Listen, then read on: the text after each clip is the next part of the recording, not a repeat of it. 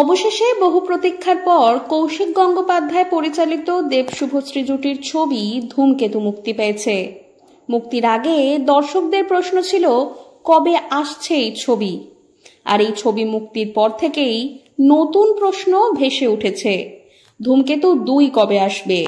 পরিচালক কৌশিক গঙ্গোপাধ্যায় এই প্রশ্নের উত্তরে জানান, ছবির কাহিনী সম্পূর্ণ হলেও ইচ্ছাকৃতভাবে কিছুটা অসম্পূর্ণ রেখেছেন, ফলে স্বাভাবিকভাবেই প্রশ্ন উঠছে, তাহলে কি আগামী ছবিতে এই অসম্পূর্ণ প্রেমকে পূর্ণতা দিতে চলেছেন পরিচালক? এই জল্পনাতেই উত্তেজিত দর্শক মহল। ধূমকেতু ছবির সুবাদেই প্রায় 10 বছর পর আবারও একসঙ্গে দেখা গেল দেব শুভশ্রীকে। পুরনো প্রিয় জুটিকে বড় পর্দায় ফিরে পেয়ে দর্শকেরা উচ্ছ্বসিত। যদিও ছবির অসম্পূর্ণ প্রেমের গল্প অনেকের চোখে জল এনেছে, দর্শকদের একাংশ এই সমাপ্তি নিয়ে খানিকটা হতাশ। সকলেরই ইচ্ছা এই প্রেমের পূর্ণতা হোক। দেব শুভশ্রী জুটিকে দেখতেই হল ভরেছে দর্শকে।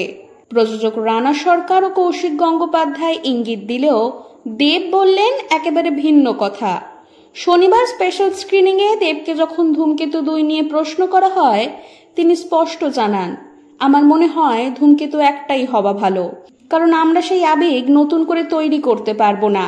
আমরা সকলেই এখন অনেকটা বদলে গিয়েছি, আমাদের মধ্যে সেই সারল্য অনেকটাই কমে গিয়েছে।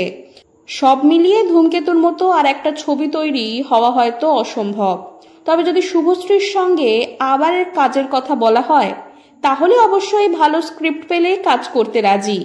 এরপর শুভশ্রীকে প্রস্তাব দেওয়া হলে ও যদি রাজি হয় নিশ্চয়ই আবার একসঙ্গে কাজ হবে, তবে ধূমকেতুর মতো ছবি একটাই হওয়া ভালো। দেবের বক্তব্য থেকে স্পষ্ট, ধূমকেতু 2 আসার সম্ভাবনা প্রায় নেই বললেই চলে। যদিও মঞ্চে উপস্থিত দর্শকেরা একই প্রশ্ন করলে দেব সরাসরি না বলেননি, বরং উত্তর দেন দেখা যাক কি হয়, অর্থাৎ পরিস্থিতি বদলালে সিদ্ধান্ত বদলাতে পারে।